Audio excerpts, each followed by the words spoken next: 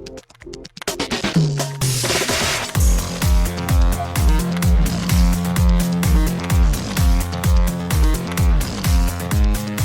and welcome to Too Fast, Too Forever. There's all kinds of family, we chose this one. It's episode 178, Hobbs Shaw, Lap 8. I'm Joey Lewandowski. I'm Joe too, and this episode is brought to you by Wayfair.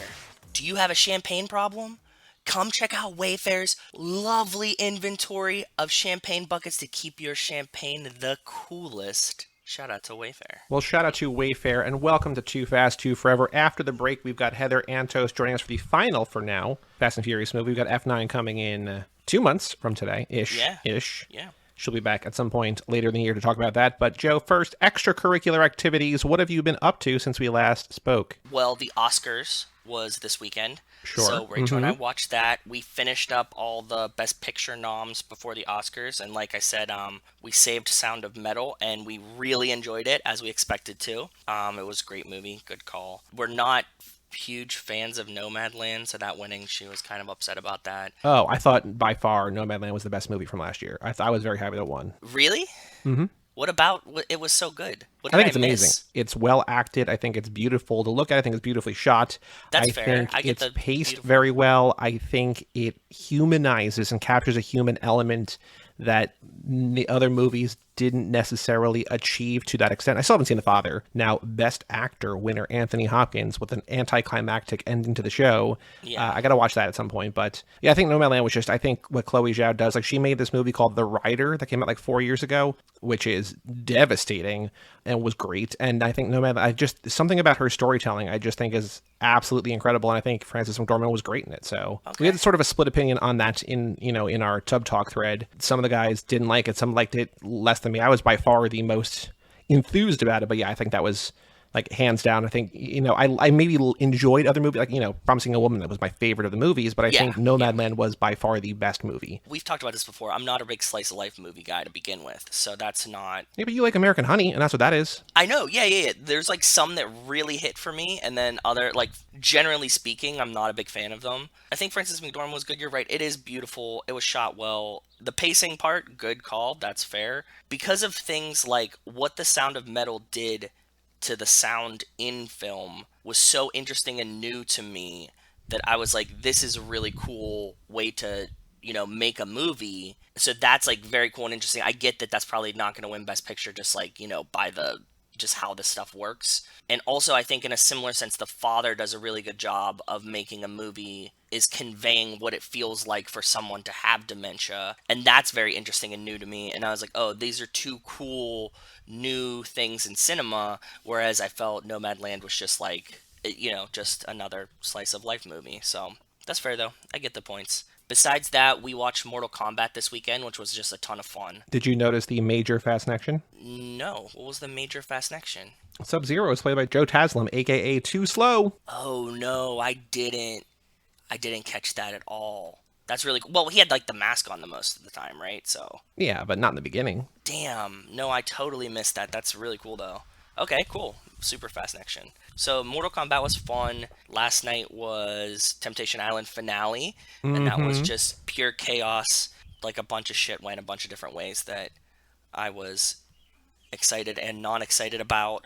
Like this couple that like essentially was just like demolished on the island, decided they wanted to leave together and are like still together. It's weird. Like they had this like weird fight at the finale that he's like, you cheated on me, and she's like, and you like, is love enough for us?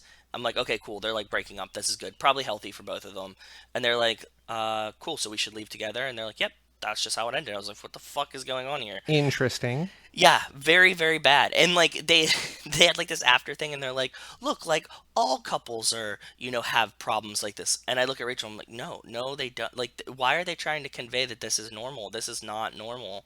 Like, they're in a very unhealthy relationship that they're trying to pass as like normal struggles between couples. Like, no, it's not. I mean, you're watching a dating reality show. Like, yeah, I don't think that reality is necessarily part inherent. Of it. Like, there's an irony in the title.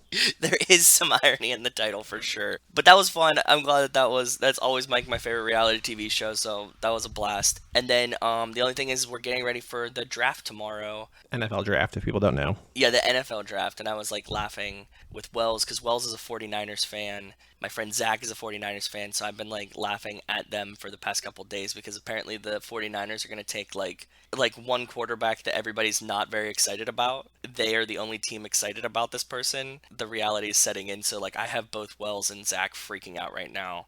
Like Zach's like having like a real crisis about it. Well, I mean, when the Bills drafted Josh Allen 3 years ago or whatever, my friend was like despondent. He's like, please, any quarterback, just take any quarterback but Josh Allen. And now, Josh Allen's like a top 10-ish awesome. quarterback, right? So yeah, nobody knows. The draft is a fucking crapshoot anyway. Yes, you're absolutely right. Like there could be a guy in the 6th round that's like the best guy. It doesn't fucking matter, right? They're really worked up about it. So I've just been like chuckling at that. And I'm going to watch the draft tomorrow. So that's my plans.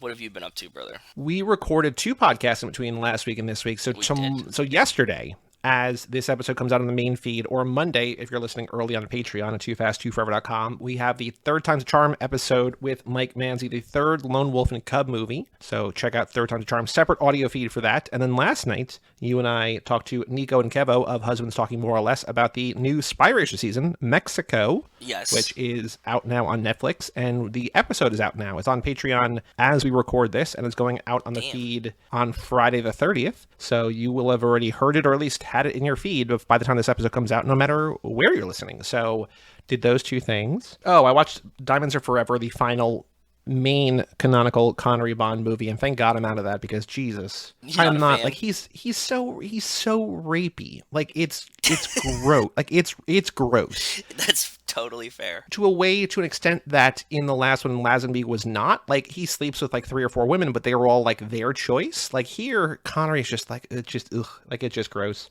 I finished The Falcon and the Winter Soldier, which I liked. I think I liked more than WandaVision, but like, why? I think WandaVision kind of collapsed at the end. I don't think that WandaVision had enough story for 8 episodes. I was more into the kind of TV shticky aesthetic. Yes, and I think by the time the end where they actually say like what the season's about and they unveil the villain, I was like, yeah, I don't really care. Falcon and the Winter Soldier, I enjoyed. I think they're both about the same quality-wise. Like, I think they're both good. I don't want to say unremarkable, because I think they both do things well, but it's kind of one of those things where, like, when I'm not in the constant hype cycle of the Marvel Cinematic Universe, I, like, take a step back and I'm, like, watching, like, again, don't want to put things down, but, like, actual movie, like, cinema or whatever. You know what I mean? Just be like, I know that they're trying to do different things, but, like, I enjoyed it. I'm not, antsy to go back and watch it again, but, it's good. So I would say check it out. It's only 6 episodes. And it's got some good action in it, which is cool. And yeah, it's good stuff. We watched the first one and Rachel was just like, I don't care about Falcon and the Winter Soldier. Like those aren't like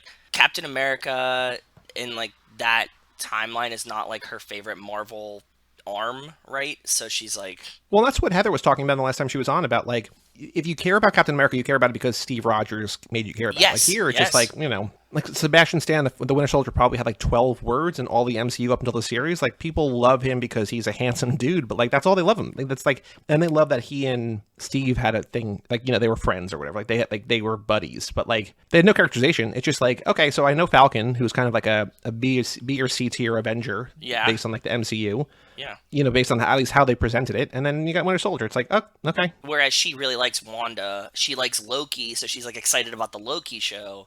She's just not a big Captain America fan, so it was just. And we'll shout out once again, if you want more info on the MCU, check out Husbands Talking More or Less. Now with the YouTube series, it's on the X's for Podcast YouTube channel. Nico and Kevin doing episode by episode breakdowns of the Falcon and Winter Soldier. So if you want more of that, go check those out. And the other movie that I watched in the last week was MASH, which I've never seen. I've never seen an episode of the TV show, but I finally watched the movie. Have you seen the TV show or the movie? I've seen so much of the TV show. I don't think I've seen the movie. I really enjoyed the TV show. It was a show that my dad would put on all the time when I was a kid because he really liked it. And even like a couple years ago, maybe even during pandemic, there's like some channel that runs it all the time. And I put it on for Rachel. She wasn't like, I was trying to introduce her to some of these older shows.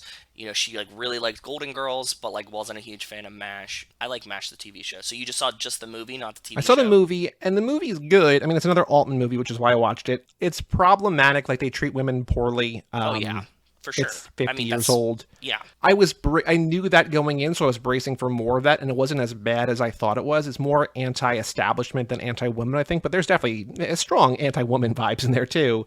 Donald Sutherland's good, and Elliot Gould is good, but like the last half an hour of the movie, there's a football game. Like, they just play a football game, and I'm like, what? And, like, it's not like it's something that I missed. It's just like, no, that just, hey, let's play a football game now and see what's going on. Like, it's just, okay. Did the movie come out before the show or after the show? Yes. Movie preceded the show. Movies came out in 70. In the show, a lot of times, like, an episode is something like this, and I think that maybe, like, that just plays better for, like, a sitcom, kind of. This is like a football game that's longer than an episode of the TV show. Like, there's no reason for it to be this long. I don't understand why. It's just like, we don't have enough movie. Let's make it a movie or something. I don't know. And the show was on from 72 to 83, and this was in 70. So, like, this preceded it, and I think they just, But I'm just saying, like, in the episodes, they do a lot of, like, they start out something, and then they're like, we're going to have a football game. So, like, this is, like, an episode with the football game. And then there's, like, dead bodies arrive, right? Like, that's every episode. Gotcha. Okay. Is who's in it? Is Alan Arkin in it? No.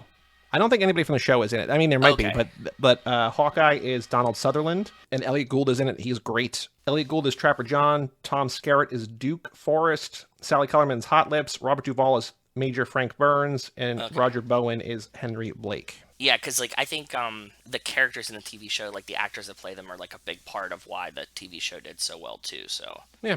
I mean, the movie's good, and it's, it's got acclaim. It's just, I wasn't super into it. I also finished Party Down, which I enjoyed. The back half of season 2 is better than the front half, I think, because I don't remember if I mentioned on here, but, like, that was a show that they didn't know, sort of like we talked about a little bit with Spy Racers. They didn't know if they were going to get a season 2, and so they kind of ended, like, it kind of tied up a lot of loose ends at the end of season 1. Okay. And so season 2, they come back and they're like, I don't know what to do. And so, like, it's a little ambling in the beginning, I think, but then it's funnier by the end, which I enjoyed. And then I started a new show on HBO Max, which I think is done by now, that aired, I think, last month and this month, Made for Love. Do you know about this? No, what is it? 8-episode miniseries starring Kristen Milotti, who was the female lead in Palm Springs, which came out last year with Andy Samberg. Yeah. And she's basically, like, imagine she's married to Jeff Bezos, wants to escape him, but Jeff Bezos had implanted a tracker chip in her brain. Weird. Is it really sci-fi? Does it, like, lean into the sci-fi, or is it more? I'm only one episode in. I don't know. It's a little sci-fi, like, it's, future techie. It's meant, like, it's marketed, like, they're the first couple to do it, and then it's like, it's marketed to, like, what better way to be closer to your spouse than, like, to know everything they're thinking. And it's like, even from the way they sell in the commercial, it's just like, oh no, that's a terrible idea. Like, that's a really bad idea to, like, be in the brain of your significant other. In anybody else's brain. I don't want, like, my brain is a horrible dark place. Like, nobody should be in there ever. Yeah, so that's what the show's about. I don't know where it goes. It's only 8 episodes. I think it's on HBO Max, so I will report in about that. I'm trying to think if there's anything else of note. I don't know that there is. So we will move on. We have a Patreon page, toofast2forever.com. Shout out to Cassie Wilson, Jake Freer, Ben Milliman, Nick Burris, Alex Ellen, and Justin Kleiman, Brian Rodriguez of High School Summer Party, Haley Gerbies, Wes Hampton, Christian Larson, Jerry Robinson, Dan the Duke, Hayden, Renato DiDonato, and Jessica Collins, a.k.a. Montez. Thank you all so much for supporting us at the $5 level or above. Oh, speaking of Montez, there was one other thing. What? We announced on social. It's not on Apple yet because I'm locked out of Apple Podcasts, which is very annoying to me. But my friend Bob and I, who I talk about on here a lot, who has gotten me back into reading, we have a new book podcast beginning in June called How to Win the Lottery. And it's coming every other Thursday. It's kind of a podcast book club that we need people's help with. There's a short story by Shirley Jackson, who was a horror writer. There was a movie that came out last year on Hulu called Shirley, which Elizabeth Moss played Shirley Jackson. There's a short story that she wrote called The Lottery. And spoilers for The Lottery.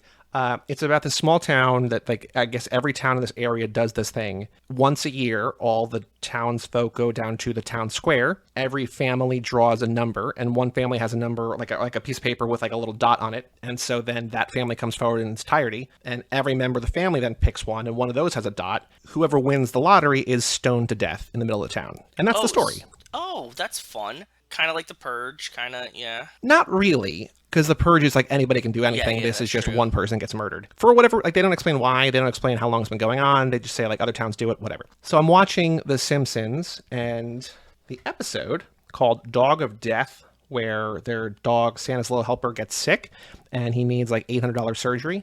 And Homer is reading, like, canine intestinal surgery for dummies or something like some book that's like whatever. And Marge is like, you can't do that. And he's like, oh, I know. And he throws the book in the fire. Like, he's trying to learn how to do the surgery so I can save the $800, whatever, right? And he throws the book in the fire.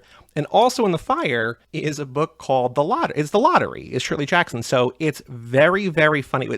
It cracked me up that Homer was reading The Lottery as ostensibly an instructional guide on how to actually win the lottery. If he's Okay. reading a book about surgery to learn how to do surgery, he's like, oh, I can learn how to win the lottery by reading this book called The Lottery, which not it. Very So different. it's That's cool. a Simpsons reference and a Shirley Jackson reference, and also I guess kind of a reference about suicide or death or something. So, but it's fun. I'm looking forward to it because it's all the books that my friend Bob and I would talk about anyway. But we're just doing an interactive book club. That's cool. And Montez read the first book and emailed in, or she's going to email in her thoughts about that. But How to Win the Lottery, it's available anywhere you could podcast now, except for Apple Podcasts, because, again, locked out of that because they revamped everything and I don't know.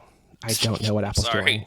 I'm sorry. I've been emailing them. They're like, yeah, we're working on it. It's like, cool. No, you're not. But it's on Spotify and Stitcher and Amazon and wherever else. So every other Thursday starting June 3rd. First book, Death in Her Hands by Otessa Moshfegh. So check that out if you want. Patreon, toofast2forever.com.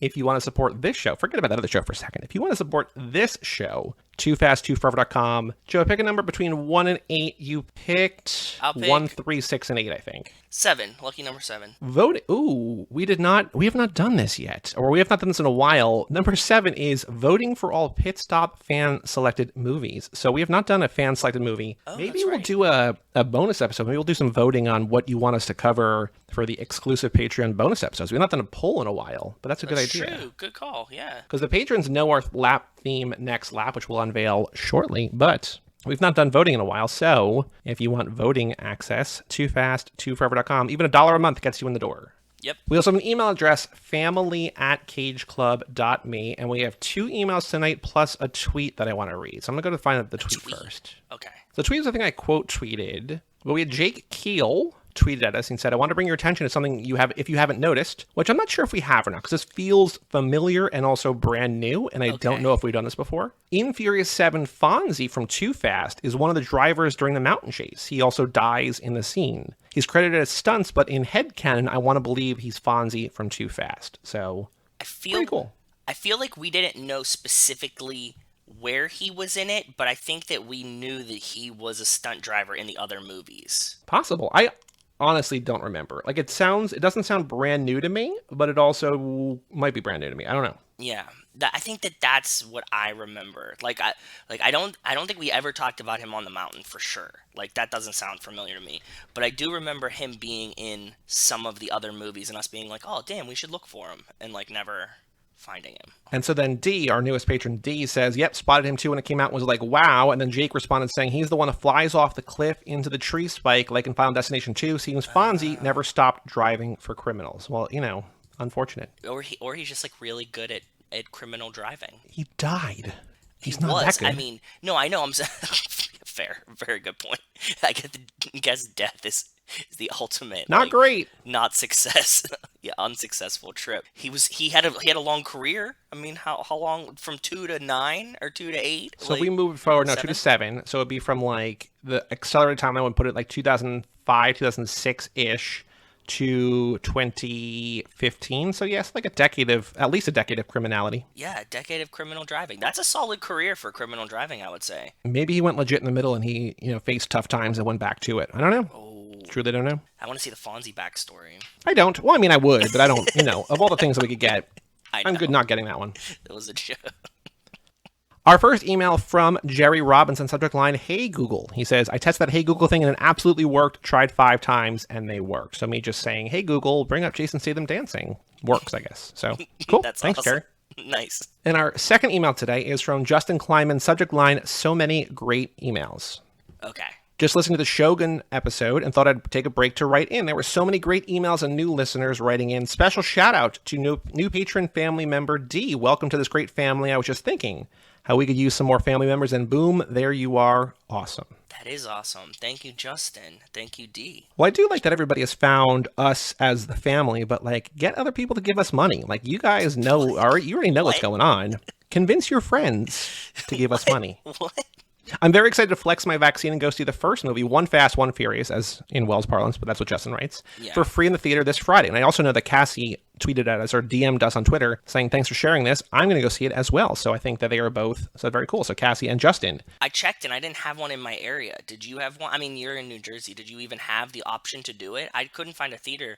Like the chains were something that I don't have. Like AMC is the closest one I had, and like the ones near me didn't have it. So Maybe. I mean, there's a bunch of these around. I don't know if they're all showing it or not. That's the thing. Oh, the theater that I normally go to is showing it on Friday. The first one, at least. that's cool. That's better than I got. So I'm not going to go to it, but yeah. yeah. What a cool promo. Hopefully I can make many more. Going to be hard, though, with more and more places and people opening up, and only one theater in the Twin Cities showing them with limited seats. Yeah. So he has the same problem. Okay, cool. I, too, grew up on James Bond and went through all the movies again about 10 years ago. Joey, I think you liked Timothy Dalton the best. Ooh, okay. It was a shame they kicked him to the curb for Brosnan. There was also a fun podcast I followed during that run called James Bonding that you might enjoy. Actually, so... Yes, actually, there's another thing that I'm going to. I'll comment on the next thing, too. Which reminds me, have you checked out the X-Files podcast that Kumail Nanjiani did where he was going through each episode in order? His career took off and he stopped doing it, but they were really good. So yes, I listened to the X-Files files.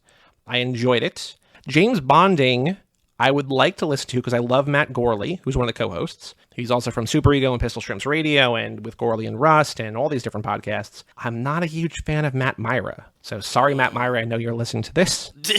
Podcast superstar from like the Nerdist podcast and also James Bonding. But like, I love Matt, but I also don't know that I want to listen to like 2 or 3 or 4 because I think they also run really long podcasts about movies I'm sort of middling on. That's true, because you're not like super bonered on the early James Bond so far. It's what it seems like. So like Matt Gorley teamed up with Paul Rust, who's a comedy writer and actor, for this series called With Gorley and Rust, and they did like all the Halloween movies and the Friday the 13th movies and the Jason movies, and they're doing Alien movies, and like I'd rather do that with them because I like both of them. So I know about James Bonding. Thank you for asking about it, but you know I've decided without listening to an episode, maybe prejudging, that it's not for me. But you know, that makes sense. Thanks for the recommendation. Justin says, Jerry with the S10, nice. My first car was a 91 S10, and I teared up when I had to get rid of it.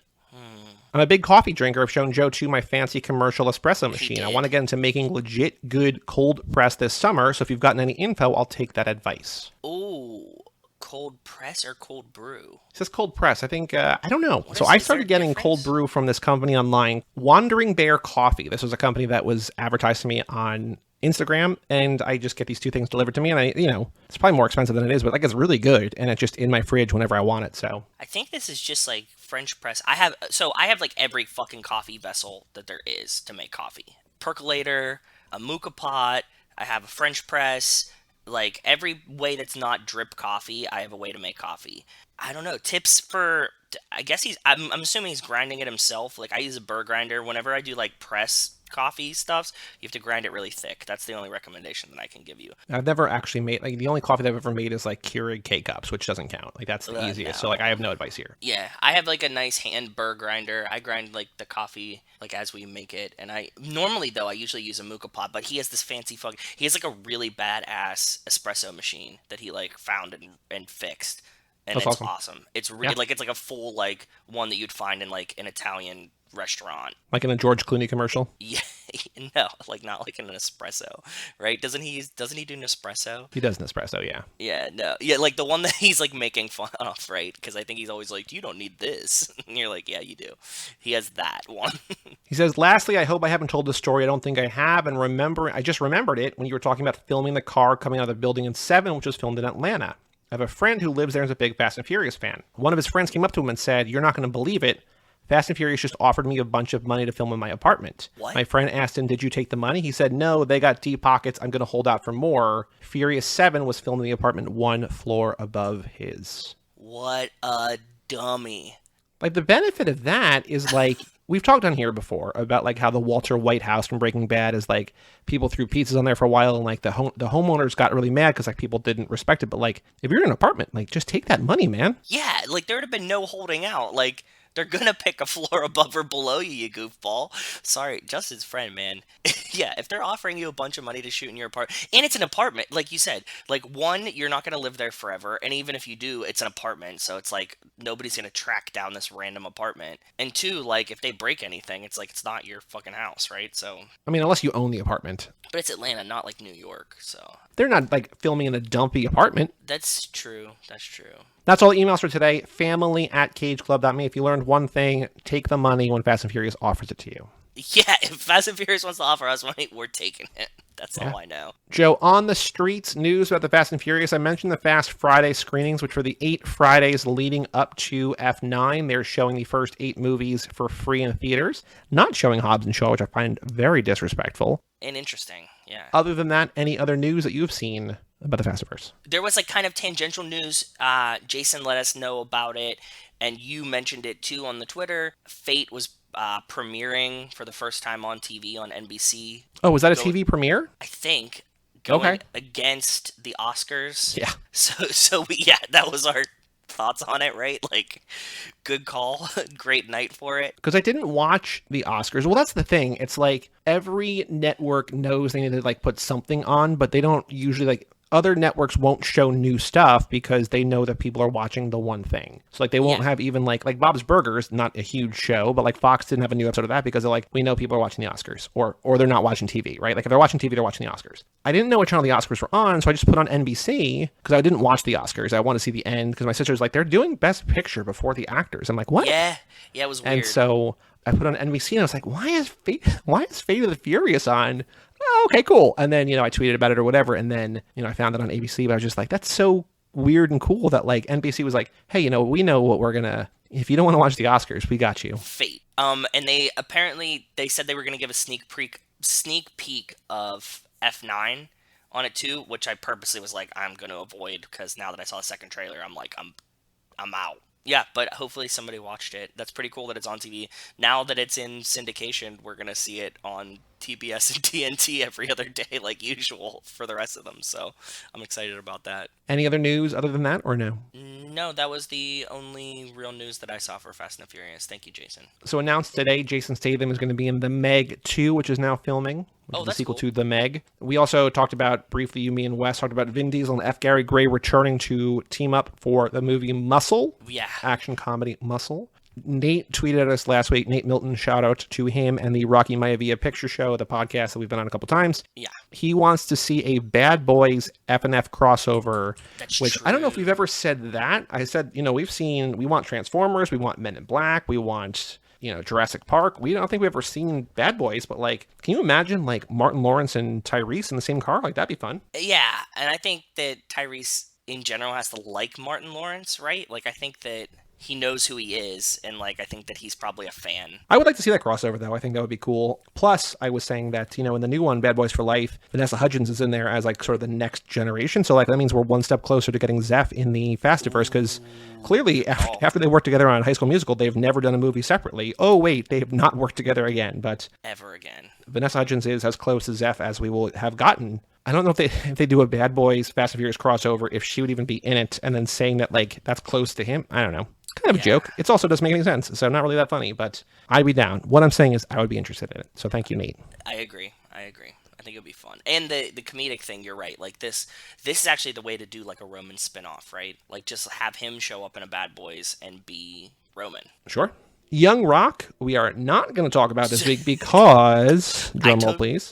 I just totally forgot to fucking watch it, dude. I knew I had to do that for today. I actually fucked up a lot of things for Joey in this episode. Yeah, my timing was just all off. I guess I was Temptation Island boner from last night, and like I know what I needed to do to prep for this episode, and I just totally forgot that we were doing it. So yeah, I forgot about Young Rock. So we'll do 2 episodes next week. Well, there are such juicy spoilers that I'm going to blab right now. It's a good episode. It's a fun episode. It's a college episode, which it does, I will say, we'll talk about it next week. We'll talk about 2 episodes next week, which it might be the finale because, again, next episode is Election Day, I think. And they haven't added another episode on Wiki, so it's still just at 11. So it might just actually end at 11. But they kind of fast forward Dewey's college story, like The Rock's college story, to the end of the line. And so like maybe they have him, maybe they follow that character into like getting jobs and like he becomes like the actor and be cool. I don't know, you know what I mean? But like I could also be like, oh, they just, they had a one season story to tell and they did it. So we'll talk about it next week when we talk about 2 episodes. Sounds good. Yeah. It makes me feel like this might just be a one and done, which is not a bad thing. I don't know that The Rock wants to do another TV show. He did Ballers for like 6 years or whatever, right? Like he's a busy enough man. So that would be weird though if he only does like 1 season of this. Doesn't that feel like this felt like this was going to be like his network sitcom. If it is 1 season, that really means that he was doing this to put in our brains that he's going to run for president. Like it's literally like the campaign. yeah, basically. Yeah. There's nothing on the wiki about second season or more episodes than 11, so I honestly don't know. Maybe they don't know. Maybe they're trying to figure out. I don't know. I don't know either. We'll find out, though, next week when we talk about 2 episodes. But, Joe, the final thing to do before we take a break and bring in Heather is to talk about the Fast and Furious minute 8 from Too Fast, Too Furious. It's not a game. It's serious. Let's go. Yeah, back y'all asses up. Back up. Well, you're turning the barbecue around here. It's not a game. It's serious. All right, back up. Get off the street. Let's go. Back it up. Everybody keep your hands real clear, all right? 'Cause I got a surprise for y'all this evening.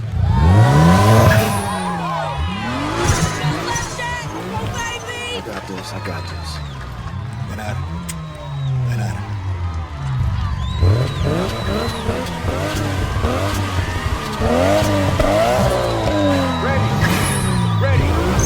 Ready.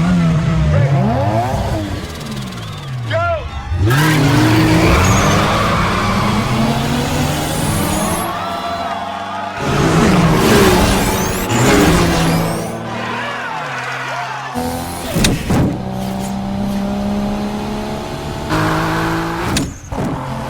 In this minute, Tej clears the crowd off the starting line as the racers prepare. Tej counts down the race. The racers are off. Brian and Slapjack shift into second gear as the minute ends. So my question to you is that when Tej is telling everybody to back off the line, he's like, back up.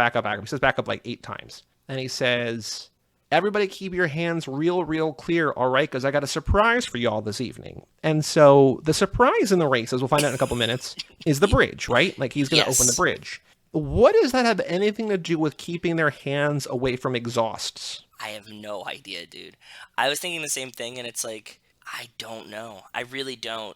I think that it's just like a fake lead. Like he's like, keep your hands on your sides because I got a surprise for you. But it has nothing to do with that. And even the bridge is like not dangerous to their hand. It's far away. My only thought, and I've since changed my mind since I wrote this down, was that it's a movie convenience like, oh, get ready, it's going to get crazier soon. But like, when we cut back to Tej, I think he once again says like, oh, they ain't seen nothing yet or whatever. And then he does the bridge. Like, you don't need to like preface that because he does the same thing in that scene. So I have no idea. I think they're trying to get the audience hype for it. It's more probably writing for us than it is for continuity, right? So then again, that's like starting a movie in the middle of the climax. It's like, just don't preview that you have something crazy, just like drop something crazy. No, I think I like the one preview. I think that's good. In like a movie like Fast and the Furious, right? They're like, get ready, you're about to see something crazy, and you're like, yeah, we know, but like the movie knows too, it's gonna be real crazy. What did you notice in this minute 8? I was hoping we would get more inside shots of the cars, but we didn't really get any. I was hoping for like the danger to manifold kind of scenes. We're not there yet. I think we do get them. We definitely see like Suki looking at her screen and stuff, and like we didn't get that, but we did see Brian's odometer because we see his dash, and he has 41,045 miles on the skyline. So I was like, oh, that's pretty cool. New number. As much as it's just like the cars and their faces in this one, I did slow down and get like a couple shots of the buildings, and I think you see it. I found 2 phone numbers. Oh, God damn it. In this minute.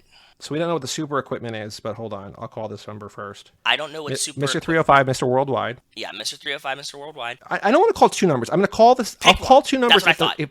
I'm going to call the second one because we know the name of the place. That's like a lease... Like, that's like if you want to rent this building. Oh...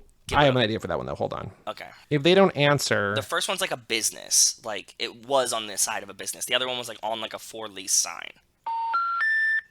The number you have reached... That's the lease. The leasing number is not sense. in service anymore. I figured as much. I was gonna say we drove by this place that looks pretty interesting. Can you tell me if it's available? They're like, yeah, sure. Where is it? I'm like, I don't know, Miami. Yeah.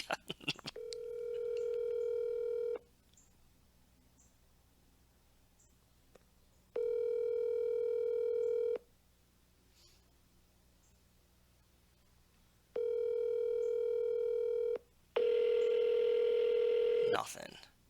Come on, super equipment.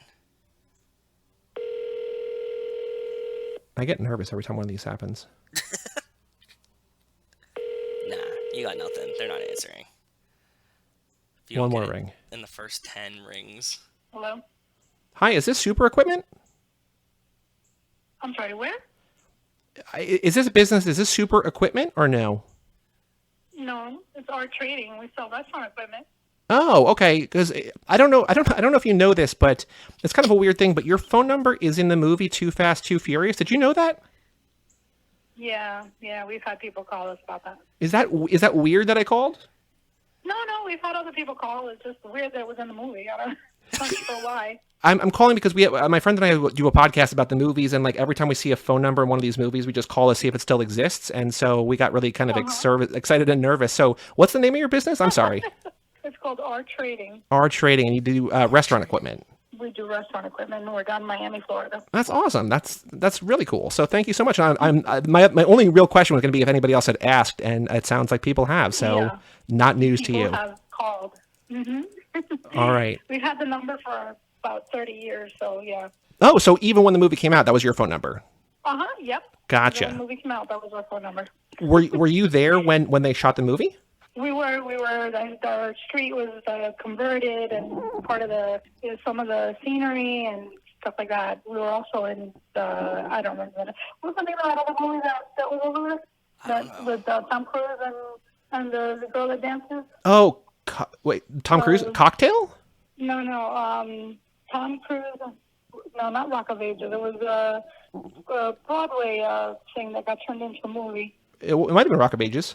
I think it was called Rock of Ages. It was something like that, but it wasn't Rock. What's the name of that girl that was in Dancing with the Stars? One of the original. No, anyway. Oh. Tom Cruise was in it. And they filmed down there too? They filmed in our store as well. Oh, that's awesome. Super cool. Mm-hmm. That's super, super cool. Well, thank you so much for chatting with me and for indulging this nonsense. You're welcome. Have a good one. Enjoy your podcast. Yeah, you too. Bye. Thank you. All right, bye. That's why you always give it one more ring. Yo, I was ready to hang up, and look what you got. That was awesome. Shout out to R Trading Restaurant Equipment, our If new you sponsor for this episode. Yeah, new sponsor. Maybe they have fucking champagne buckets. They probably do. If they do restaurant equipment, you never know. You never know. Well, it's also, she's like, yes, people have called here before about Too Fast. She talked to me for 2.5 minutes, right? So it's, That's she really got time. cool. Nothing but time. I can't imagine that those are like calls that they get like every day, right? But like enough that they're like, yeah, we've had this before. Right, especially if she said that they've had the number for 30 years, which probably means that like it's not like somebody who's just new to the thing. So she's probably been there for a while. So she's like, they might have had like 5 calls in 20 years, but like she remembers them, right? So Yeah. Very awesome. Wow. Anything else you noticed in this minute? That was it, man. There was just like a lot of the same cars and faces and stuff. So like those were the 2 main takeaways, and I'm glad that she answered and indulged us. Wow. Yeah. Very cool. So I have 2 trivia questions here, and I don't want to do both. I want to do one or the other because they're both kind of similar. But I either want to do, in what order does Tej ask the racers in the first race if they're ready? We did something very similar to that, right? Yeah. The money We did order, the yeah. racers giving Tej their entry fee. Or, which I think I like the second one I like more this because better. it is different, which 2 racers give themselves pep talks before the first race? I like that much better. That's a difficult question too. And the answer is Orange Julius and Slapjack, which makes sense because they're the less confident of the 4. You can kind of context clues that one out, I think. I love in this minute though that you get the full lineup of the matching clothing of Slapjack's crew. Like they all have like the same lineup of like NYC t-shirts, brown jackets. Like, it's all, like, this weird same uniform. It's very interesting. I'm like, do you have to dress up like your crew when you go to, like, a street racing event? Like, if you're part of a team? If you want to be proud of your dude, yeah, you do. That's the other weird thing. It's like, does he really have, like, a squad like that? It's all very strange. I don't know. But I'd like that in the background. It was cracking me up. Cool. Well, let's take a break, and let us come back and bring in Heather Antos to talk about Hobbs and or Shaw.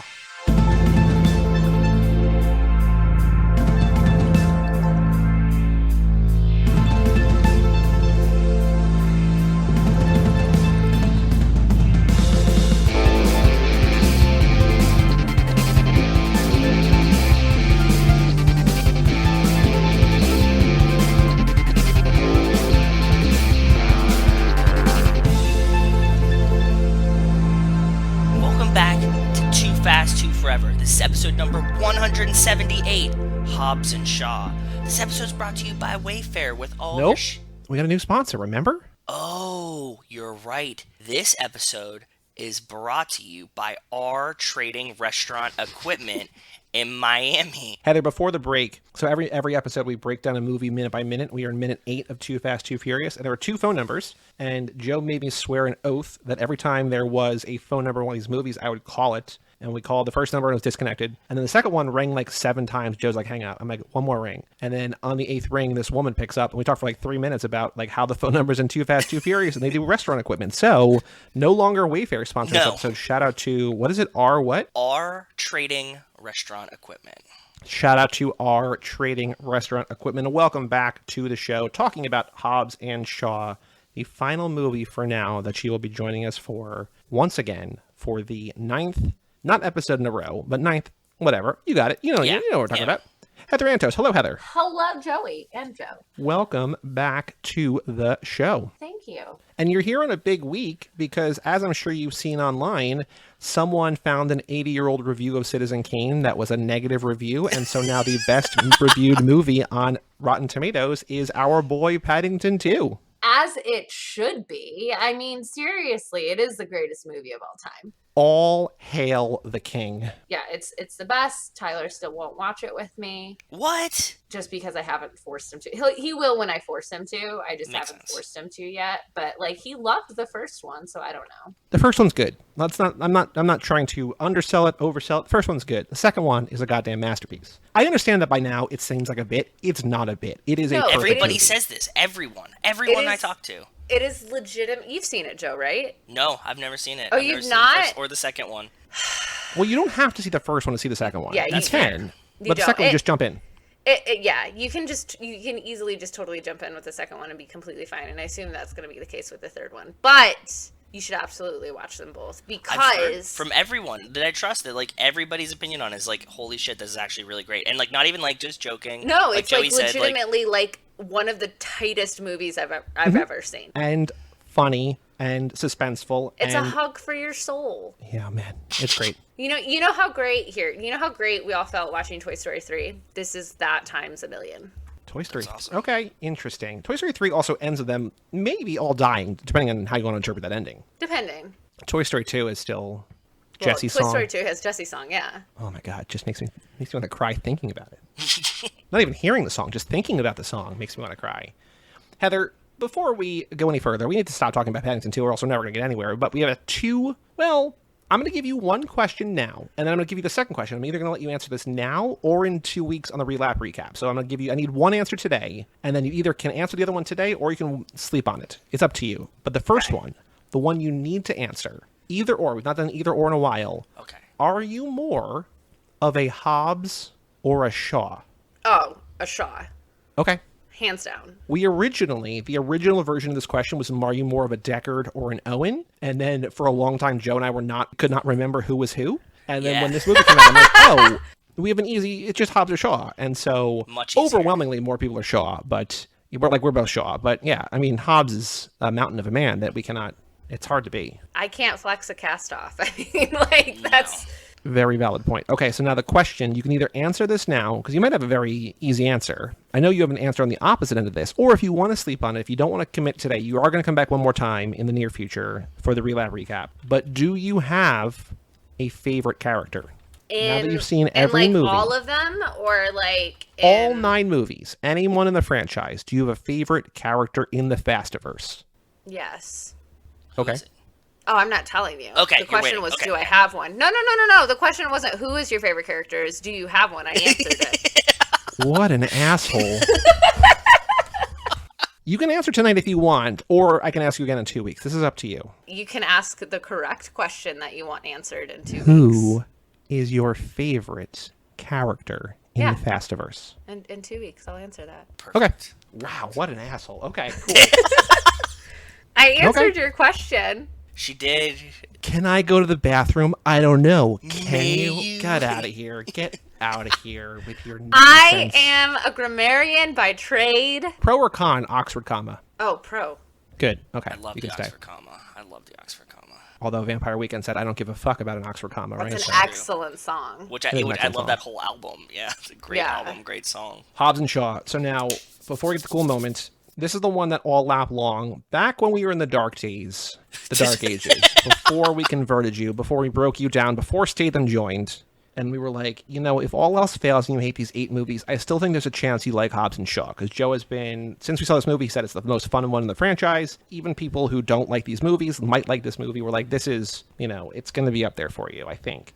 And then, as we go along, you love Hobbs, you love Shaw, you love Dame Helen Mirren. You don't like Brian. You don't like Dom. So we're like, You don't like anything that's not in this movie. You like everything that's explicitly in this movie. We didn't want to build up the hype too much because we don't want to set unreasonable expectations. But Heather, the 9th movie, I've seen Hobbs it. and Shaw. What'd you think? Where has this franchise been my whole life? That's what I want. The Hobbs and Shaw Fast and Furious franchise. Give me 25 movies of these all day long. Give me 25 of this movie. It is the right level of fun and stupid that I enjoy and love because everyone is charming as fuck in this. You have Idris Elba. It's fucking charming as fuck. Rob Delaney, where did he come from? Ryan Reynolds, absolutely. Fucking fantastic.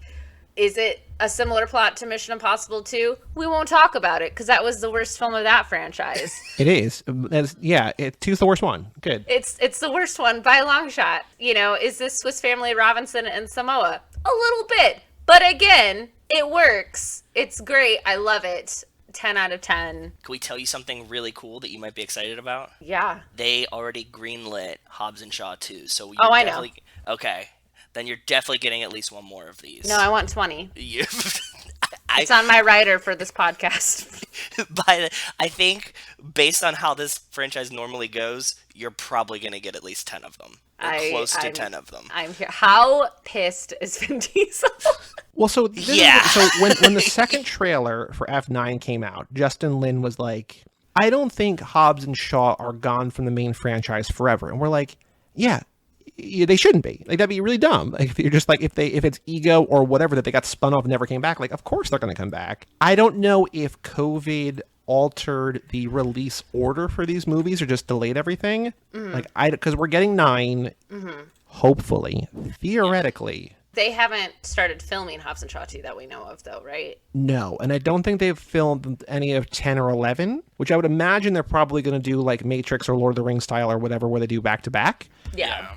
I would imagine. I don't know for sure, but it seems like it's kind of a 2-part thing. They've been bandying about this idea of a Letty-led, sort of one more centered on the females and maybe non-binary characters, because there's a video game, the recent video game has a non-binary character at the core, which is pretty cool. Yeah. Okay. I don't know if it's been confirmed or if it's just been talked about, but Vin has talked about that movie being a movie. And so I don't know in what order we will get these, but I would imagine before the end of the main core franchise, before the end of 10 and 11, or 10-1, 10-2, whatever, we'll get another one of these, probably for sure. Because it seemed like we were on a every other year pattern. 8, then Hobbs and Shaw, and 9 was going to come out the next year. So they were going to start alternating them and get one every year, but it was going to be a main one every other year, but then a spin-off. Kind of like what Star Wars was trying to do. I think so, yeah. And then they were like, oh, nobody needs a Star Wars movie every year. We're going to stop that. People do not love these movies. Yeah. Which, unfortunate because I liked most of those movies. Well, when you push them out for the sake of just pushing them out, right? That's what it kind of turned into. And I think that's the other thing, people already give this franchise shit. They're like, oh, how many of these movies you need? It's look at every goddamn franchise. Right. Yeah. No, absolutely. I mean, look at what Harry Potter did, right? It started the new trend of oh, you thought this would be the last film? Joke's on you. We split it in 2 because of money. Exactly. Yep. And then The Hobbit happened, and we all got really sad. Hunger Games and Twilight and all of them, right? It's just yeah, I guess Hobbit is the most extreme. Let's take a 200-page kids book essentially and turn it into 3 movies that are 3 hours long each, right? Yep. But okay, Heather, maybe a difficult question. I don't know. Your cool moment. Don't lose that cool of yours. It's your meal ticket. What is your pick for the cool moment in Hobbs and Shaw? Ryan, don't lose that cool of yours. That's your meal ticket. I mean, let's be honest, the whole thing I thought was fucking cool. It's so cool. I know. But I think one of the first moments for me that made me go, holy fuck yes, was in that, and we'll just go with, but again, the whole movie is fucking cool. I love it. It's the opening scene when Idris Elba shows up and she shoots at him and he blocks it with his fucking hand. Yeah. You know, bulletproof gloves, or he's just bulletproof. You know, you're up to you. He is a cyborg, so. But yeah, like that was my first like, oh fucking yeah. But no, and then the quiet, cool moment for me personally was the nice little Easter egg to the Italian Job, because that was my first Jason Statham movie, and I loved that and got a little too excited about that moment and definitely rewound it to watch it again. The link to the Italian Job was something in the theaters that we were like, oh, fuck. Like, because now the Italian Job is canon, right? So, right. Mm-hmm. But, I mean, and Charlize Theron is in that, too. Yes. Like, how does that, right? Like, how does all that work? I mean, technically, they do have a history. They did talk about that. Yeah. Is it actually her? Is it some weird evil twin? I don't know, but I want to find out. That Cypher is the evil twin. That we have good Charlize come as Handsome Rob's cohort, which I don't remember her name, but she's like, hey guys, I'm here to help. Like, aren't you Cypher? She's like, no, that's my sister. Don't confuse me. Charlie? Is her name Charlie in the movies? I think so. I don't remember. She's the safecracker, right? Like, that's her. Yeah. That's her shtick. Yeah. No, Heather, her role in the movie is to be in her underwear when Mark Wahlberg just walks into the hotel room. Yep, that is very true, because you can't have a woman in a film unless she shows some skin. Mark Wahlberg plays Charlie. Charlize Theron plays Stella Bridger. Actually, okay. I will tell you this, Heather. When we did the Charlize Theron podcast, I kept a list on Letterboxd. It's called Charlize Theron Movies, where she plays an unattainable dream girl, yet is paired on screen with a guy who does not respect or deserve her, ranked by the order of the disparity.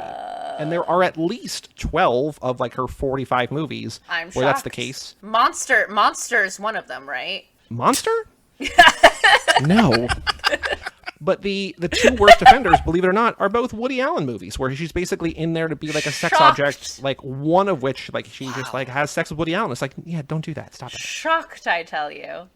Shocked. Did you watch that documentary? I have. It's something. I did not, because I don't need to be swayed when I already have my mind made up. Yeah. I'm glad that you brought up though about the like surprise of the Italian Job, because Joe said like in theaters as a surprise. We live in an era where everything is spoiled, right? Mm-hmm. Every movie website has people, they have informants, like even like we have people here who are like, oh, check this out, like this is what I heard. Yeah. Where everything is spoiled. They're like, oh, look, he was on set. Like, you know, the Marvel movies, like the new ones, they're like, oh, like Matt Damon's been filmed. It's just like, well, you just probably ruined a cool cameo or whatever, right? Like, whatever. Yeah. Somehow, like we knew that Idris Elba was in the movie because they announced that because he's the villain. He's on every poster, basically. Yeah. Ryan Reynolds was a surprise to us.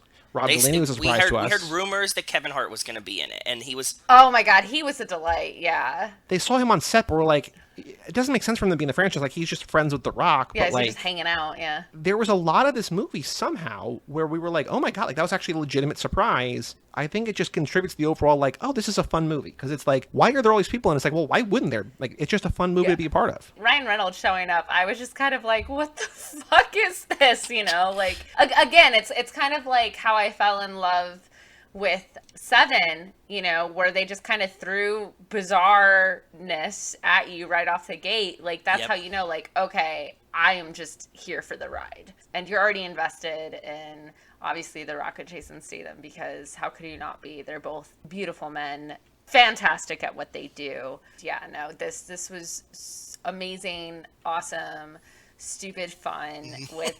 There's a nice little heartwarming story in there. But I remember when this came out, I personally saw a lot of like naysayers who didn't enjoy it, at least in like my social media feeds.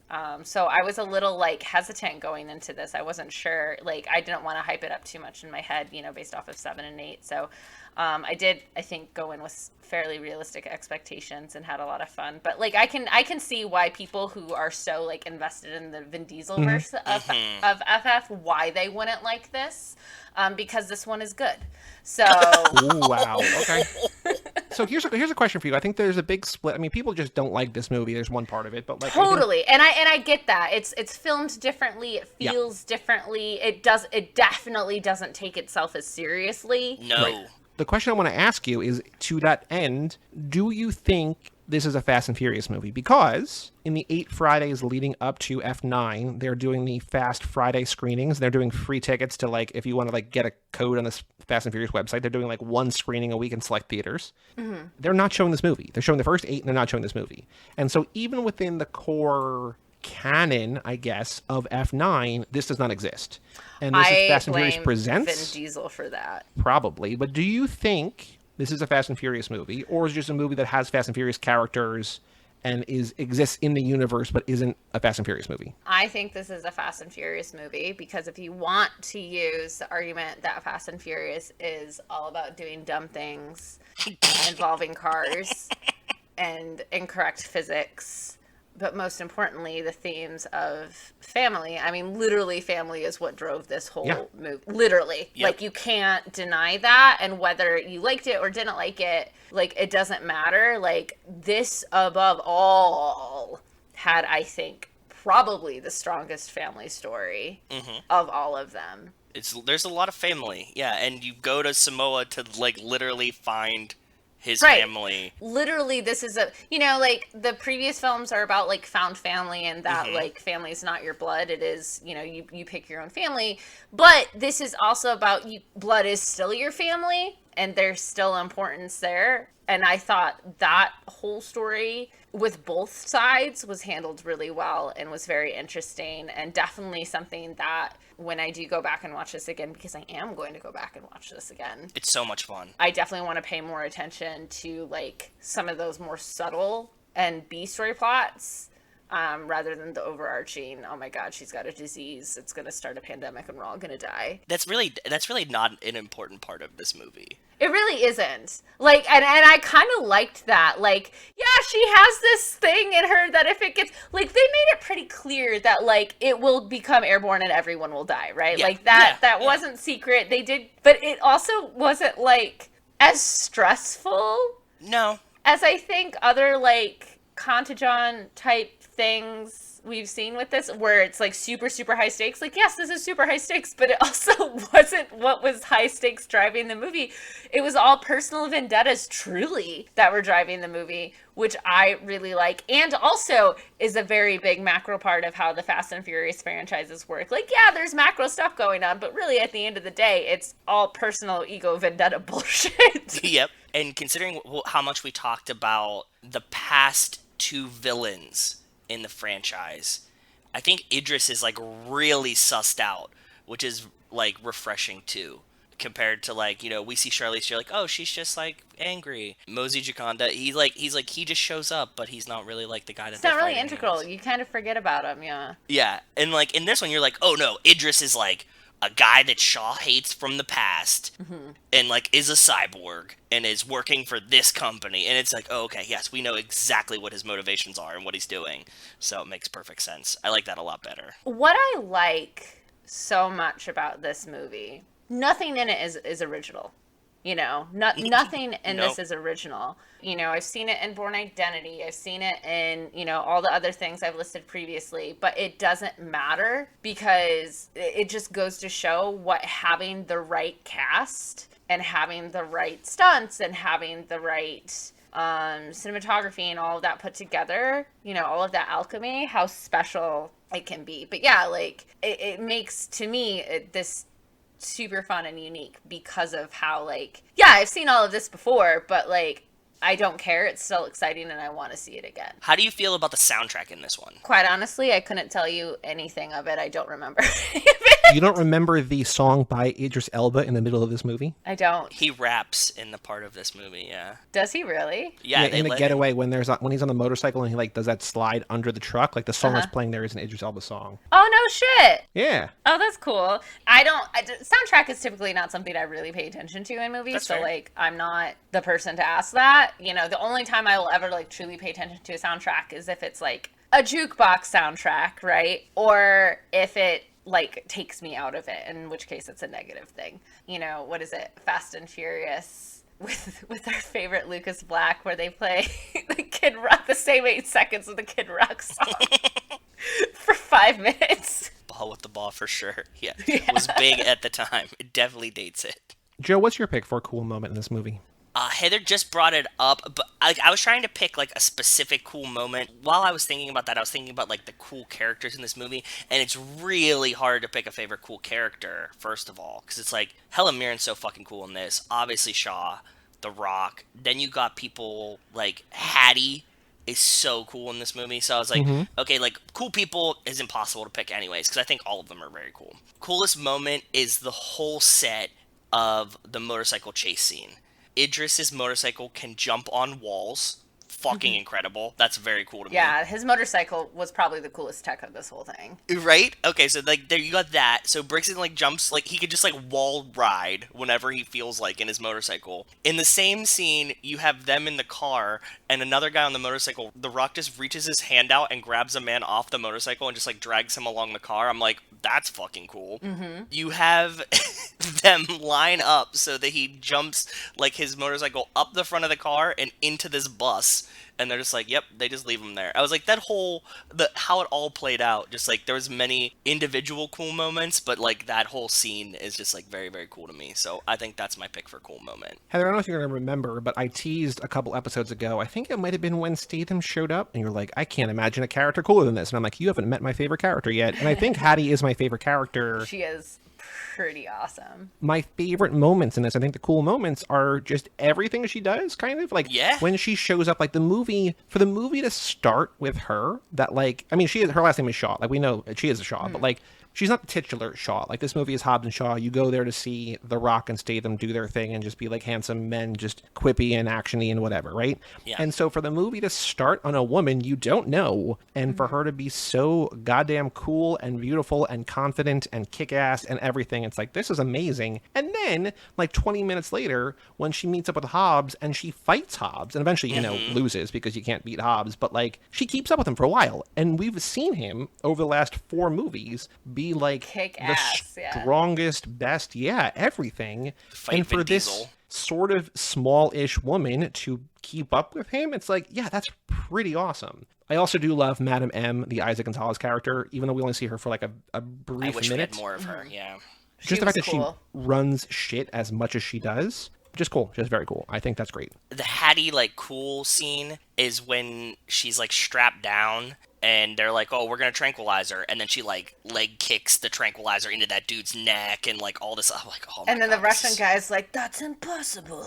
Yeah, I'm like, this is so cool too. There's so many cool moments in this movie. I really like this movie. Yeah, no, for sure. I mean, you bring up a really cool point with Hattie that I really like. In comparison to The Rock and Jason Statham in this, like one thing I did notice is I feel like they made, and I don't know if this was a story choice, a directorial choice, or a The Rock choice, but to me, Dwayne Johnson's character definitely felt way more impulsive in nature than he previously came across. Like when he was first introduced in 5, you know, he had a bit of a stick up his ass and was kind of like, this is how we do things. This is how I do things. And was very much like he had his own structure and code and whatever. And this was way more destructive and impulsive and just brazen. And I get that it's in juxtaposition with Statham's, I guess he's the one who has the more stick up his ass in this and how they're portraying it. But what I love so much with Hattie's character is you have these 2 men who are just all ego all day long. She is the pure difference between, you know, there's confidence and then there's ego, right? And she is confident. Yeah. And she can back up that confidence. And those boys are just ego all day long. Well, because I think what's interesting that I've never actually thought about or contextualized, but within that scope, is that Deckard's backstory is he is like the most highly trained, most competent, badass killer, like killed 35 dudes, dishonorably, like he's got this whole backstory, right? And we see him through 7 and 8, like doing crazy shit and like being a badass and like going toe to toe and like taking on all of Los Angeles to get back at Dom, right? Like we see him do that. We see Hobbs do his thing. But I feel like there is something to the fact that we're seeing Hattie in her element, doing her job and doing it well, that we get for Hobbs in 5, which I think works, but we never get for Deckard. Yeah. it's show don't tell. I mean, they're showing for Deckard, but they're also telling for Deckard. It's like, you should be afraid of this guy because, like, look at X, Y, and Z. But, like, here, before she even really says a word, you're like, oh my God, she's beautiful and she kicked my ass. Like, there's so much that the movie conveys just by showing her doing her thing that it's like, why don't they do this more often? And not just with women, with anybody. Yeah, for sure. Yeah, she was freaking great. More of her, please. More of Helen Mirren. More of all of it. I noticed something when we were watching it this time, Joey, and it's just very applicable to this lap specifically. The Rock is talking to Hattie, like, you know, because he, like, drops, like, those quotes throughout the movie, like, that's Nietzsche and stuff like that. I wrote down one, that I'm going to use as the pull quote for this episode, for sure. Yeah, and he gives her a quote. What is it? You have it. The key to immortality is first living a life worth remembering. He goes, no, that's Bruce Lee. I'm like, ooh, cool theme, cool lap, on brand, Tokyo Drift lap. I totally forgot that he drops a Bruce Lee quote in this, and then we, did Game of Death earlier, so I was like, oh man, we even get a Bruce Lee reference in this movie. That's perfect. And it's not even a Justin Lin movie. My big takeaway, I mean, I wrote that down. Like, I did not I'll take a lot of notes on this just because I knew that a lot of this episode was going to be buoyed by Heather's enthusiasm for it. But I wrote that down because I want to use that as the quote. But my real takeaway here in watching this time through, and it is something that is temporally or on brand or what we've been talking about, but I felt like all the Hobbs family stuff with him and Samantha in the restaurant and going to Samoa, I don't want to say like hit different to use the parlance, but like felt different knowing what we know about young Rock. Like it feels genuine in a way to his backstory, in a way that like we kind of assumed before, but now sort of see in action. That's right. You're absolutely right. Now that you put that into context, I agree with you.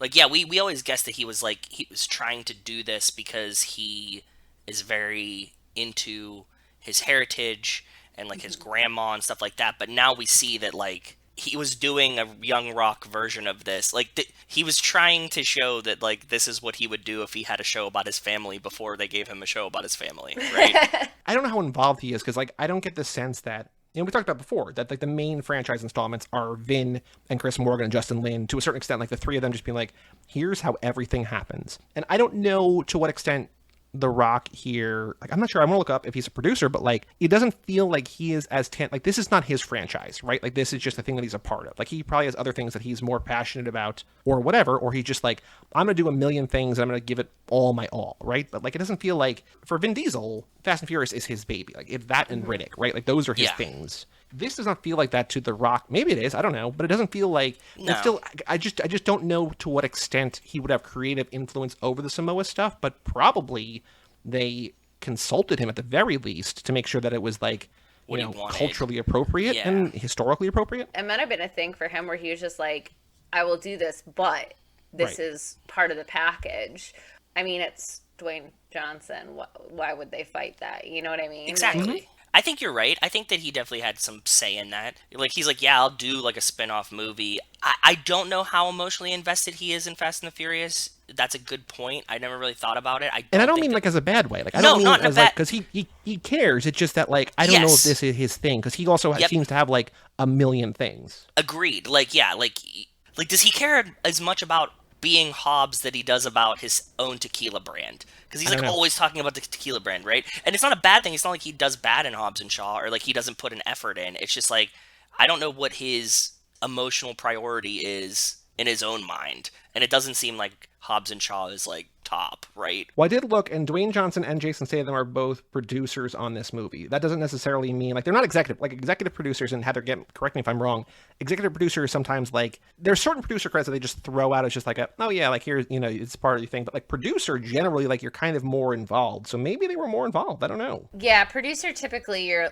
a little bit more boots on the ground. Executive producer, I mean, it depends, like, that's where it gets a little complicated depending, because sometimes it's like, I threw $100,000 towards this project, so you get EP, and then you have, not to get too into the weeds, but PGA and WGA and all that stuff, they have certain union rules where after X amount of years of doing XYZ, you have to be credited as this. Oh, that's interesting. Yeah, so it gets a little weird, but I mean, obviously something with Samoa and Dwayne Johnson, from what I know of him, he absolutely had a voice in what happened. So this is the first Fast and Furious movie he's a producer on. Like, he's an EP on Young Rock, which kind of makes sense that, like, he was probably there for the conception of it all, and he's there to film his 3 minutes a week, and then it's just like, I hired the right people, I trust you to make the show, go make the show. But then with this, where he's on set every day anyway, and he's more maybe involved in the creative process, it would make more sense for him to be, like, you know, in the weeds, I think, like you said, just being part of it. He's like the producer on 38 movies, including like a dozen that are not out yet, right? So like the guy just has like a million, you know, irons in the fire. all the time, yeah. So Heather, what else about this movie did you love? Is there things about this that you did not love? Any other, like, what are your big thoughts, your big takeaways from Hobbs and Shaw? Some of the filming choices, like the cuts and editing, I didn't necessarily jive with, and I think that's this director, and because I've gotten so used to Lynn's directing and storytelling, I think, like, honestly, that is what made this feel not Fast and Furious more than anything else. The editing and some of the shots and stuff like that, it just looked and felt different in that regard. Unrelated, I thought, before I forget, I thought of this last night. I was watching Cupcake Wars last night. Okay. Totally irrelevant. And there was a chef on there, a baker on there. Her name was Letty. Oh. Which I thought was really, like, I heard it and then, like, had to pause for a second. Like, wait, what? I wish their names were more distinct, because you know how pop culture will influence baby names?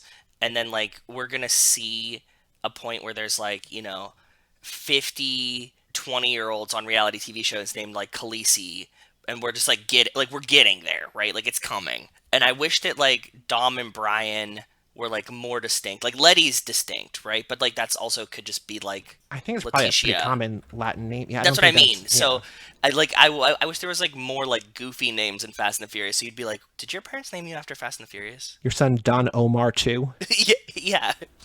Like your son American Muscle. Did they name you after that? Nas. Well, yeah, I mean, how many people named their kid Brian after Paul Walker died, right? Like, I'm sure it's a ton, but you won't see it because it's like Brian. So you'll never know. Again, tangential. I went to college my freshman year. One of my first classes there, you know, you go around, icebreaker, name everyone, and there was a kid in my class. His name was DeLorean. Yes, named after the car in Back to the Future. See, yeah, that's what I can't.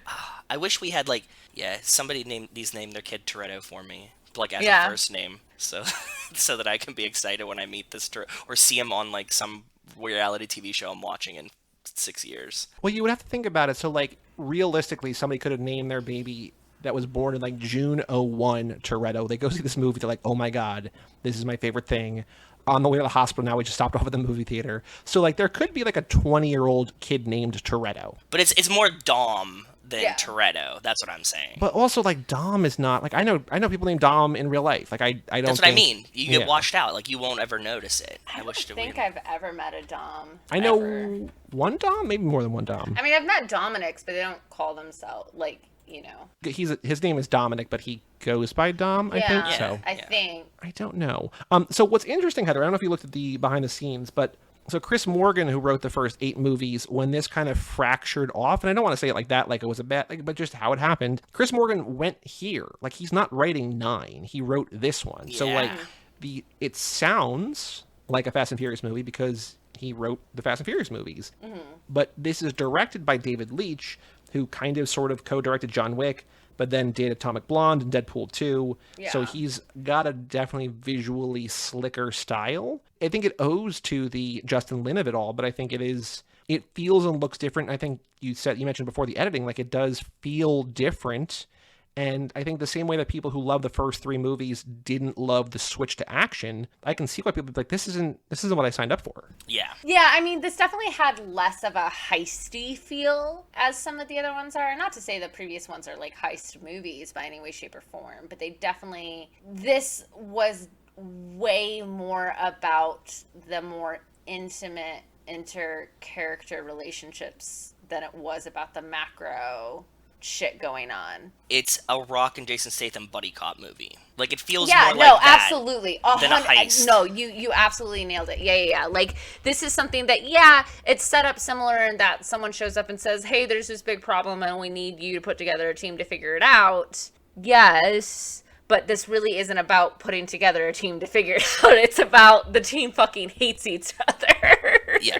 And they're like 12-year-old boys about it, especially with Mike Oxmall. Yes. This one definitely had more of those kind of jokes in this. Yeah. Like, I don't think we get those in Fast and Furious. And I like, maybe because not the jokes. Because again, this doesn't take itself as seriously, and that's a big part of it. Yeah. That's what I liked the fun, like how light this was.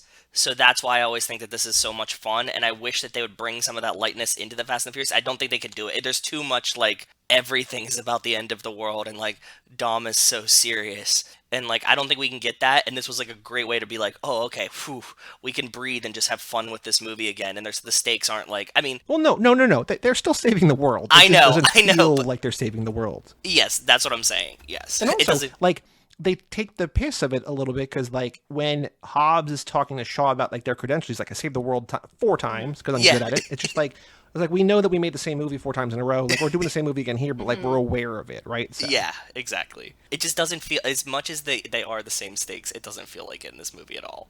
Like, you're like, okay, like, they're obviously going to win. Oh, another cool moment for me, sorry. Go ahead. Just thinking about it. When Idris Elba called himself the Black Superman, like, fucking badass.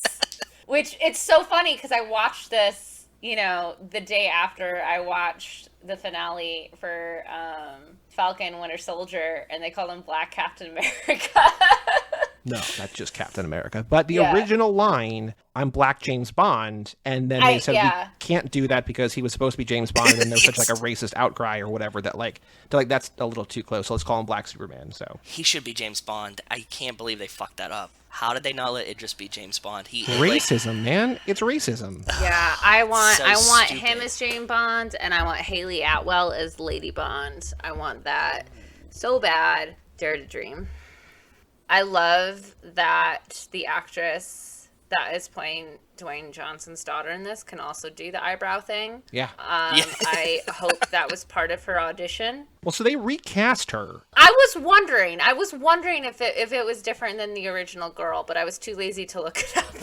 So I'm pretty sure they recast her between 8 and this, because I remember we left the theater and Rachel, Joe's wife, was like, so new Samantha, and Joe and I were like, wait, what? Like, who? What? And she's like, yeah, it's a totally different girl. We're like, is it? Yeah, I didn't notice off the jump, but yeah, she was like, well, yeah, it's a totally different girl. She is able to portray this role in a same way that we've talked about with Young Rock, where it's like, have you watched any of Young Rock, Heather, or no? No, I haven't. The premise of that is that it's taking place like 10 years in the future, and he's running for president, and actually Dwayne Johnson is like giving interviews or whatever, and he flashes back to all these lessons he learned in his life. And there's 3 different eras. There's like elementary school, kind of high school, and college. All 3 of these actors playing Young Rock are amazing. Like, they're all super handsome and super charming, and just like, these kids are going to be in everything for the next decade. And it feels like the same thing here. Like, whoever they got this girl, Eliana Sua, like, she's amazing too. Sky's the limit. She's super cute. She's super charming. She can do the eyebrow thing. Like, what more do you need? So basically what I'm learning is anyone of Samoan heritage is just like, they're gods. Like, they're either a wrestler. Yeah. I mean, you have Jason Momoa, like, all of them. They're just beautiful and talented and can do weird things with their eyebrows that I can't, and makes me very jealous. Pacific Islanders are just beautiful people, and apparently also wildly talented. Like, that's all we, like, we already knew the former, and now we know the latter. Yeah, the New Zealand All Blacks, right? Yeah, just, come on, man. In American football, like the NFL, they have like this crazy high succession rate, right? Like, I'm looking through the trivia right now, and it says Shane Black was considered to direct, and I would watch a Fast and Furious movie with him in a heartbeat. Well, that's why, like, Iron Man 3 is so goddamn good, is because it's a Shane Black movie. Yeah, but then it would have to be a Fast and Furious Christmas movie, because every single one of his movies takes place totally at Christmas. Totally. Oh, awesome. no, I am for that. I kind of want that. I think that would be very interesting. Last minute Christmas shopping, I think would be very good. Okay, so hold on. What's the Christmas movie where it's Arnold Schwarzenegger and Sinbad trying Jingle to get the All the toy? Way. Jingle All the Way. I want that, but Fast and Furious. With The Rock as Arnold. Yes. And Kevin, I guess it would have to be Kevin Hart as Sinbad. It has to be Kevin Hart, yeah. But, like, I want that, and then, like, it's like some weird heist. And And Jason Statham as the Phil Hartman character. I mean, like, bless his heart, Phil Hartman cannot be replaced in anything, but like as the creepy next door neighbor who like desperately wants to sleep with Arnold's wife, like that's Statham's role in Heartbeat. And then Vanessa Kirby as, is it not Rita Wilson? Who plays the wife? I don't know. I couldn't tell you, but this for Rita whatever Wilson. Hey, I'm reason, right. for whatever reason, I could really see Jingle All the Way like fitting into the Fast and Furious universe. I mean, I love any surprise Christmas. I rewatched In Bruges the other day, and that was so a good. It's a Christmas movie. I mean, it's Yes. not, but it takes place at Christmas, right? So Yeah, I love In Bruges. Very good. I want an origin story for the Shaw family. I want. Yes. here's actually a question for you. What did you think of the absence of Deckard Shaw? It was a little weird. Because they reference him. They don't, like, fully write him out. They, like, mention him. Yeah, Helen Mirren says his name once, and he's in one flashback in, like, the Keith Moon or the other, or the Mick Jagger, one of those. He's, like, in the background as a kid. For all intents and purposes, there's, like, a mystery third sibling we never knew about, which is fine. Yeah. But the other sibling that we do know about, who's been in multiple movies, is just not here. Because I remember the mentioning of him, and that kind of took me out a little bit. In my head, I was just like, "Oh no, it's just the two of them." And then the other brother. What's the other brother? Jonah? Yeah. I don't know. It was weird to not have all of them. But I kind of want that origin story. Let's get the Marvel de-aging. Is there anything about this movie that you did not like? Anything that you were like, "Oh, that could have been better"? Honestly, the only thing that I wasn't particularly in love with, but obviously didn't really affect my viewing of it, was just I could tell via the direction that this was made by someone different. The storytelling felt a little bit different. Okay. And how it was edited and everything. And so, and the buddy cop nature of it did take some adjusting to, but I didn't not like it because I knew that's kind of what this was going into it. So does that make you more enthusiastic about like 7 and 8? Because they weren't made by Justin Lin. 7 by James Wan and 8 by F. Gary Gray. Like, the fact that that's a different director than the guy who's like the house director, essentially, like, does that make you appreciate those any more, that they're able to feel the same way? Or is it just that this took a swing and didn't necessarily connect for you? They're just different movies to me. Sure. Again, this was a buddy thing. And I think too, if I sat down, like, intentionally acknowledge this is going to be a buddy cop story, then like it wouldn't have affected me as much. Not that it really super affected me, but I'm coming in off of 7 and 8 and like, okay, this is how a Fast and Furious movie is made, right? You come in, you have the macro, and then it's let's put together this heist to take down this macro, and there's occasionally going to be some hot girls and subtle misogyny. We do insane physics and win at the end of the day. And even when it comes to insane physics, like really the only the big thing that like made me laugh was the helicopter car train stuff, where I was just like, they do it 3 times and like, okay, we get it. And then they bring out, the 4th car. And I'm like, no, guys, we get it. You can stop. But to your point, and something that you liked before, and you already mentioned, they sell you that Idris Elba blocked a bullet with his hand. Yeah. Minute 1. They're not trying to stay in the realm of, like, you're already like, okay, he's a cyborg. Like, that's where we start. Exactly. Also, when he shows up, they're like, "Who are you?" He just says "bad guy." It's like, okay, I know what this movie is. Yes, exactly. Yeah. I love that too. I still love that every time he says, "Who are you?" Bad I'm guy. the bad guy. Like, that's it. Like, he is so fucking suave. I know. Like, he I could know. say the dumbest thing, and it would come off so cool. Every time. So it makes me want to rewatch Luther. Oh, or just like The Wire. Just like, are you taking notes on a criminal fucking conspiracy?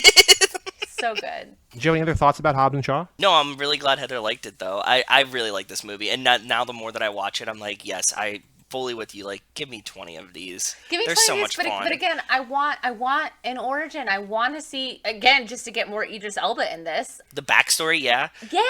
We could even throw The Rock in it, too. Like, Absolutely, 100%. Give me that all day long. Helen Mirren can be the bad guy. I don't care. Yep. I want, we can see the backstory. There is such a good movie in that where you see Cypher in it too, and you get more of that backstory, and Owen can be involved. All of these things, it can be fantastic. I want it. Cool. You want to play a couple games? Yes. Sure. So first up, this ain't no 10-second race, a.k.a. Boy Do We Have a Podcast for you. This is where we go on twitter.com, a.k.a. the Bird app. We find any tweet from anyone who has been tweeting probably about these movies and see if they would like it. And we would respond to them with some kind of customized version of Boy Do We Have a Podcast for You. Boy, do we have a podcast for you. Come and check out our show. Yeah, yeah. So last episode, I will review these, and I don't want to get ahead of ourselves, but Heather, get excited. So I found first, Though Bennett Campbell Ferguson. I finished watching the Fast and Furious films. Here's my ranking. P.S. I've decided Han and Giselle are my favorite characters. And then Bennett lists his 9 movies. Hobbs and Shaw, for the record, number 8. So sorry, Bennett, you are incorrect there. Oh, great rankings. Boy, do we have a podcast for you. Gotta like, but from Wells Lamont does not count. Swing and a miss. Joe, you found Chantel LaBelle at Geminis Gemini. I love Fast and Furious because I'm constantly amazed by the spectacle of it. In F8 of the Furious, I broke into hysterics when they protected Vin Diesel from the explosion. It was just so dumb and cool. You said, as a fellow Gemini, we agree. They are dumb and very cool. Boy, do we have a podcast for you. Nothing. Heather, you found Riley at Ham Robber. Great name. Enjoying my Sunday morning coffee outside on the porch and thinking about Jason Statham fighting his way off a spy plane while holding a baby in the Fate of the Furious. Wondering if I'll ever think about anything other than Fast and Furious movies ever again. We said you can't beat Statham and a baby. Boy, do we have a podcast for you. And Heather, you were on the board. Ham Robber liked the tweet. 1 point. Beautiful. I did it! Takes a while sometimes. Now you might get hot. You're coming in at the right time, right for the playoffs. You know, Get we your got a penalty kill. You know, some people call it garbage minutes, that it's toward the end of the game. It's a blowout right now. But you're on the board, Heather. You're on the board. All right. Joe, did you find a tweet yet? I did. I'm doing a little bit different. Normally, I could only think about what we do at the time, but considering we just did Spy Racers yesterday, I'm going to go with, I can't.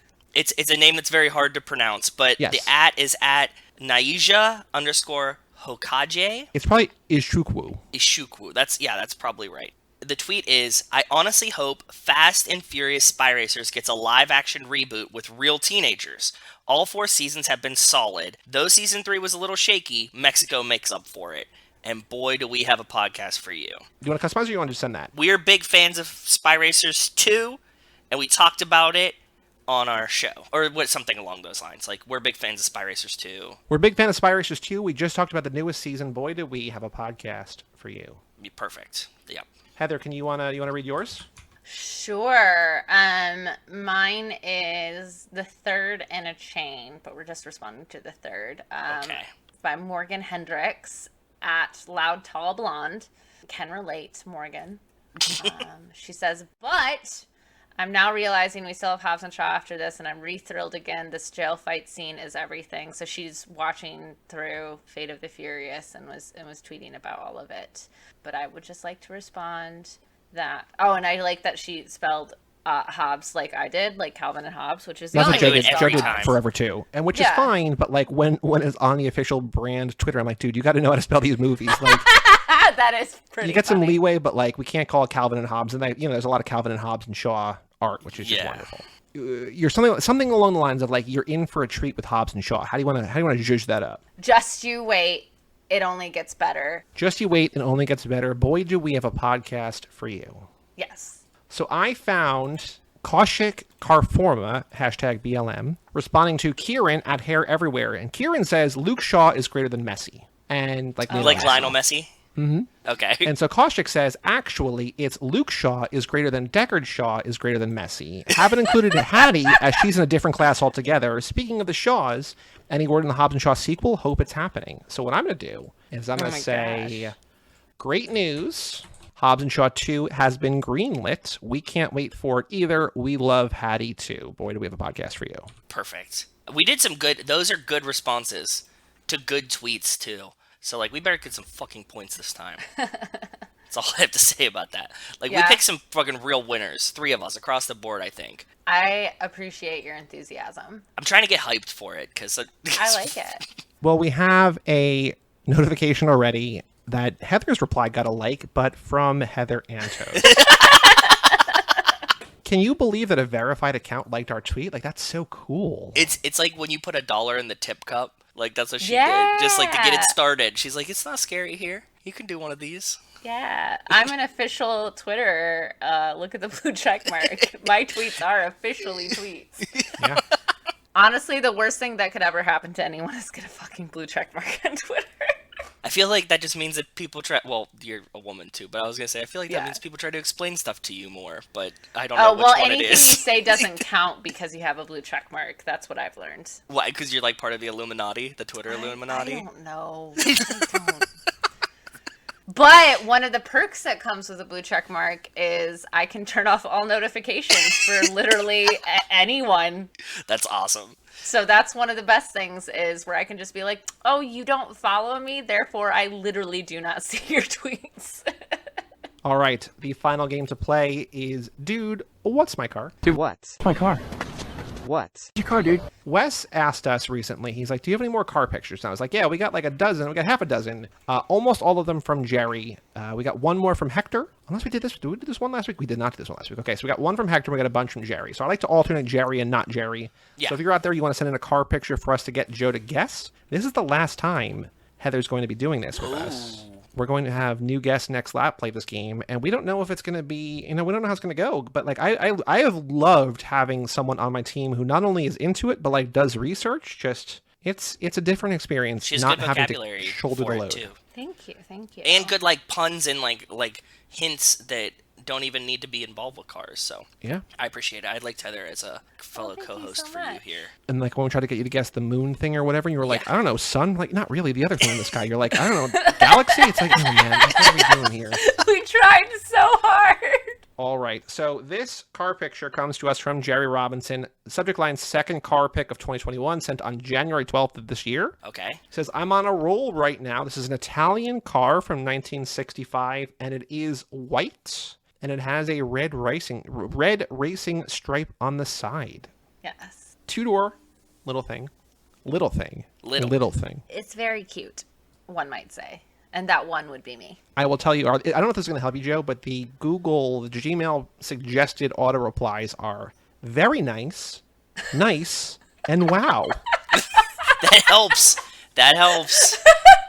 I agree with those. Yeah. Uh-huh. So this particular car that we are looking at in the pictures. White with a red stripe. Small. Yes. And you said cute. I'm going to guess just from the cute and small. Is it an Alpha? Nope. No. It's smaller and cuter than Alphas.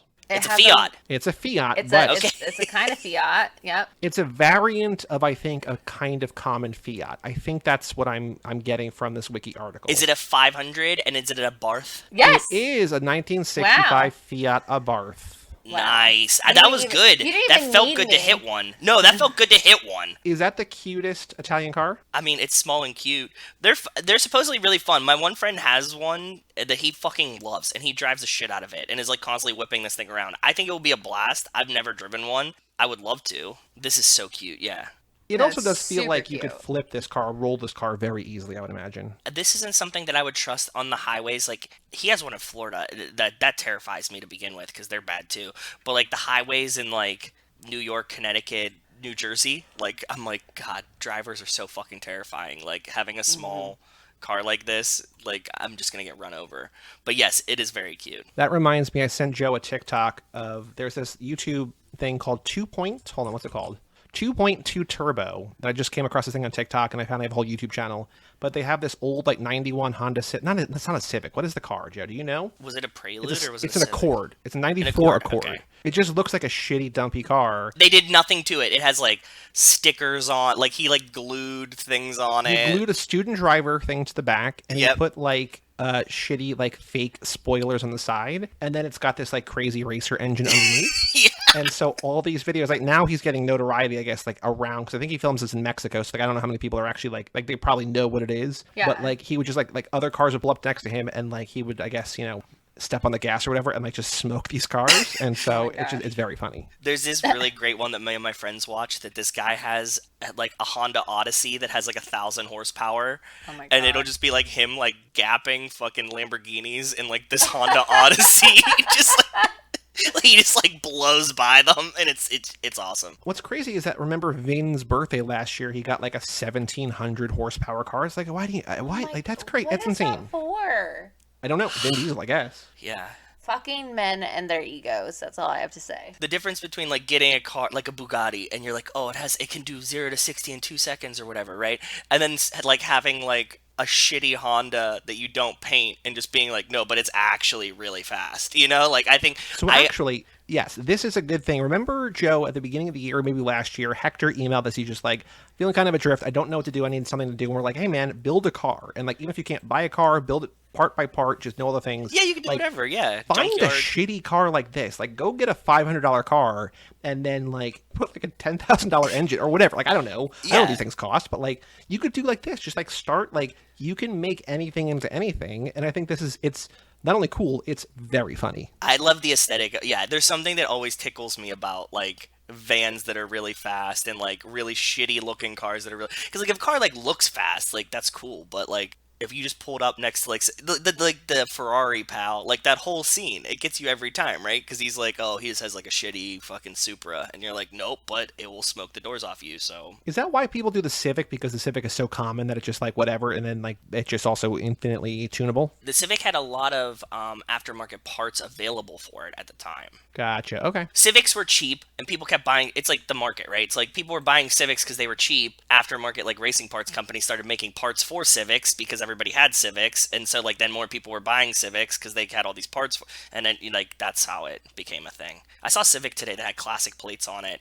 There was like a Fast and the Furious era Civic in Connecticut, like as I was driving home from work today, and I was like, holy fuck, like that car is probably 25 years old now. Well, Heather, thank you so much for joining us once again and for completing not the lap, but all 9 movies. You've done it. I did it, and I would only do it for you. We appreciate it. Thank you so very much. So for next time, in 2 weeks, for our relap recap, you have a little bit of homework. So what you need to do is you need to watch the first trailer, which I think is like 3 minutes and 50 seconds for F9. Can you do me a favor? I will link you to the trailer. Yes, link me to the correct one. The white run, because there's. Yeah, I want to make sure I watch the right one. Yeah. We will do that. The other thing, well, from this episode, you gave yourself homework. You need to come ready with I'm going to ask the right question. Okay. Who your favorite character is. So keep that in mind. I mean, you know. I know, but I still want to know.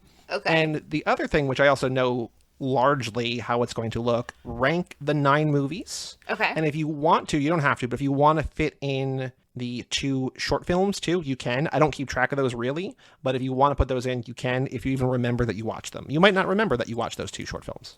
I remember one of them, or maybe they blended into the same movie in my There's head. the 6-minute silent, wordless Brian drives across the That's country. right, the music video wannabe one. Yes. That's and then right. there's the one where Dom, with Letty, where Vin Diesel directed the softcore it. Yes. porn, yeah. Yes. You can't tell me it's not, Joe.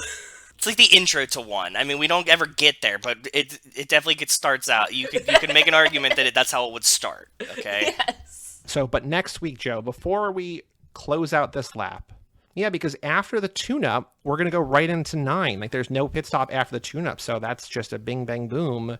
So we're going to close out next week. We have our final pit stop movies, and we got movies plural. We've been hinting at it all lap long. If you don't know what's coming in, you've been paying attention. Yeah. Not you, but like... Well, I didn't know either, but we've been working towards one goal, right? Yes. I mean, you should be able to figure it out. Next week on Tuesday, we are talking about Kill Bill Volume 1. And then on Friday, bonus episode for everyone, not just the patrons. No intro, just the movie discussion, but about Kill Bill Volume 2. So next week, a double dose of Kill Bill Volume 1, Volume 2, kind of the masterclass, sort of like, where did he get all those cool toys? That we've been watching through all lap anyways. Yep. So like we did with the classic car lap, where we did, Death Proof steals from this movie and this movie and this movie and references this and this and this. Like we watched Lady Snowblood for this. We watched Lone Wolf and Cub for that. Like Kill Bill, we are doing 2 movies next week. Tuesday, Kill Bill 1. Friday, Kill Bill 2, right here on the main feed and YouTube and wherever you listen to podcasts. And of course, if you want to listen to those early, toofast2forever.com for early access, because we got available now. We have our Mike Manzi Third Time to Charm episode about Lone Wolf and Cub, Baby Cart to Hades, or whatever it's called. And then soon, We have a bonus episode on Patreon, Lone Wolf and Cub, Baby Cart in Peril. So lots of stuff. But Kill Bill 1 and 2 next week. And then in 2 weeks, Heather is back for the Tune-Up Relap recap. I can't wait. Very, very exciting because I want to know her rankings. I don't know what her favorite movie was. We don't. I mean, you know, though. No idea. No idea. It's one of the 9. So the Bilkins factor has to come into play. Like, where the 2 Bilkins movies are probably higher than the other movies. I don't know. I don't think you were fans of those movies, but you're a fan of Bilkins, and like, can you put Bilkins in last place? I don't know. Yeah, you gonna do Bilkins dirty like that? We're gonna find out in 2 weeks on the Tune-Up Relap recap. But Heather, what do you want to plug? You are at a new gig now. You've announced on Twitter. Anything you want to plug for the new place? Yeah, so for those of you who don't follow me on Twitter, I am no longer at Valiant. I have accepted a position with IDW Publishing where I am editing all of their Star Wars and Marvel middle grade comics, which is super fun, and my career has now gone full circle, which I love. So definitely check out all things IDW, Star Wars, Marvel, Teenage Mutant Ninja Turtles, My Little Pony, Sonic, Transformers, all sorts of good stuff. I cannot forget my books at Valiant. Today, the day we are recording, the Shadow Man #1, which I've talked about plenty on this podcast, did just drop in stores today. So it's definitely available by the time you are listening to this. So please, please, please do go pick it up. It's very, very good. Cool. Well, thank you so very much.